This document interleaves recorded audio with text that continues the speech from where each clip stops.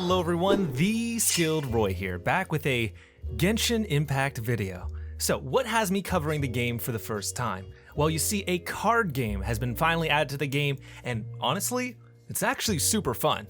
The best part, there's no microtransactions or pay-to-win elements at all. So without further ado, let's play Genius Invocation. When you first get your starter deck given to you, you have a deck of 30 action cards and 3 character cards. These 3 character cards are your effective health points, which each having about 10 health points each means you have about 30 health to work with. Now, each of these character cards also has an assorted element associated with them. In the case of the vanilla deck, we have Diluc for Pyro, Kaya for Cryo, and Sucrose for Anemo. These elements are equivalent to what you might know as the mana colors from Magic the Gathering or the energy color system in Pokemon. But knowing how these elements interact with each other is actually what's really important, and much like the original game of Genshin Impact, using them on your opponents and creating elemental reactions is the crucial part of this game. But for now, let us step into our first match. First things first, we have the mulligan. This is pretty standard for most card games nowadays. You draw 5 at the start of the game and you choose which you want to send back to the deck and then draw that same amount back afterwards. So simply select the cards you don't currently need to send them back to the deck, and then you'll draw the same amount of cards afterwards. Next up, both players choose their active character. This character is going to be the forefront of your party right now, and it'll be the one who you cast your skills and abilities with. In order to ensure fairness, both players choose their lead character at the same time, and in this case, we'll go with my boy, Diluc, the Pyro character. Once you've done that, we get to the roll phase. When you begin each round, the roll phase will have you roll these 8 dice out, and each of them is a D8 that has one of every element on one of its sides, as well as one extra side for a wild card element called the Omni dice. These dice are actually how you cast various spells and abilities from each of your characters, as well as play cards from your hand. Generally speaking, you want as many of these dice to match the various element that your party has, that way you can cast more of their abilities. Now, don't worry if you roll poorly, you can actually choose which dice to keep and which to re-roll, allowing you a second shot at getting the dices you need.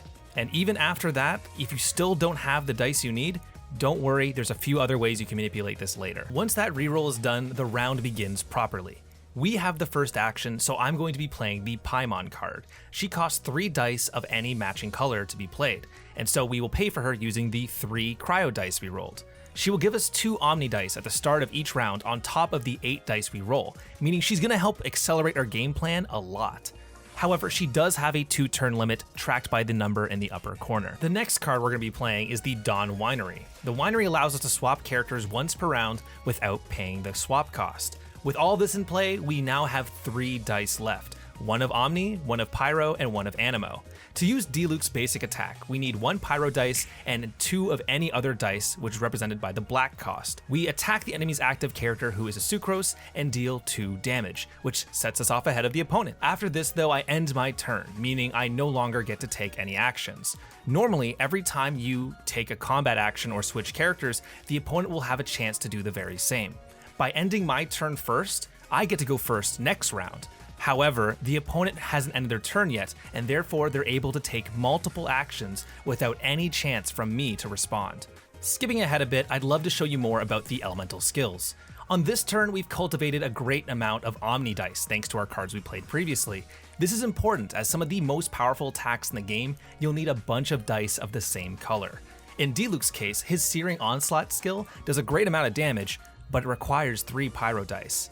Notice after we attack with the skill, unlike our normal attack, this elemental skill marked the opponent with a Pyro indicator. This means the opponent is currently being affected by Pyro. Now if we hit them with another element, it will cause an elemental reaction. To cause a reaction, we'll need to swap to a different character. Simply click on one of the other characters in your party and hit change. Normally it costs 1 dice of any color to swap characters, but thanks to the Dawn Winery we played last turn, it costs nothing the first time we swap this round. Now thanks to the enemy Diluc already having Pyro, we can use Sucrose's Anemo attack to create an elemental reaction called Swirl. Swirl takes the element you push Anemo into and hits all enemies with it, applying that element to other opponents. As it sort of highlights here, we are using Sucrose's attack to spread fire damage to both the enemy Kaya and Sucrose, dealing 1 damage to each of them and applying Pyro. As an additional effect, Sucrose's skill also forcibly swaps their characters, which is something you'll see a lot of Anemo mechanics do. Next up, we're going to talk about bursts. You've seen normal attacks, which typically do physical damage, and elemental attacks that deal elemental damage along with some sort of additional effect. But once you have attacked with either of those skills enough times, you will unlock a character's specific burst. You can track the progress with these energy markers on the side of the card. Diluc needs 3, but Sucrose and Kaya only need 2. Let's go ahead and use Sucrose's burst now. It actually does less upfront damage than her normal elemental skill, but it creates a summon creature on the right side of the screen. This summon lasts for 3 turns and does 2 damage at the end of each turn. Now here, the opponent has decided to end their round early. This means we can set up a pretty brutal combo.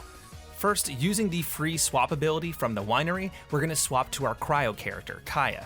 We'll use our dice to attack the enemy with a cryo attack, marking them with that element. I then play the card Changing Shifts, allowing me to swap characters once again without cost. So we'll swap back to Sucrose. But oh no, we actually don't have the 3 Anemo dice we need to use her skill. So instead, we do a technique called Elemental Tuning.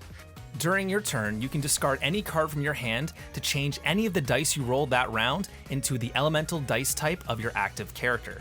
This means by getting rid of 2 of the cards in our hand, we convert 2 of our dice into Anemo dice. So now we can use Sucrose's Anemo skill to hit the Kaya who is marked with Cryo.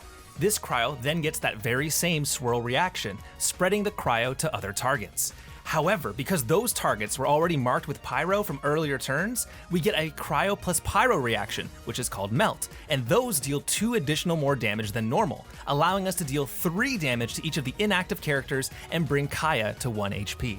And then we simply end our turn, and our Anemo summon is able to finish off the job with a last strike. And that was an absolutely decisive combo.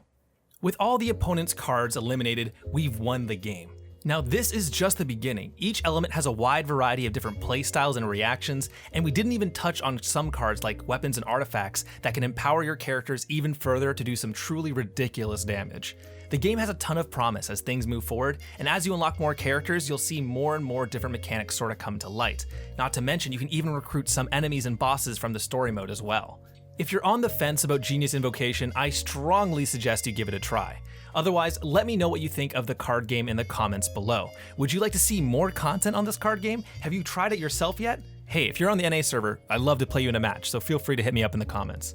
Anyways, that is all for me today. Thank you so much everyone for watching. I know this isn't the usual card game, but I actually really love the sort of gameplay they had here. I wanted to showcase it to you guys. If you guys want to see more of this, please do let me know, because it helps me know where I should be doing things. Of course, don't worry, Legends of Runeterra is not going anywhere. I'm still doing plenty of that as well. Lots of stuff cooking up in the background, but I did want to sort of showcase some of the games I'm playing in between my big theory videos. Anyways, that's all for me again. Thank you again once more for watching. I will see you all next time. Peace out.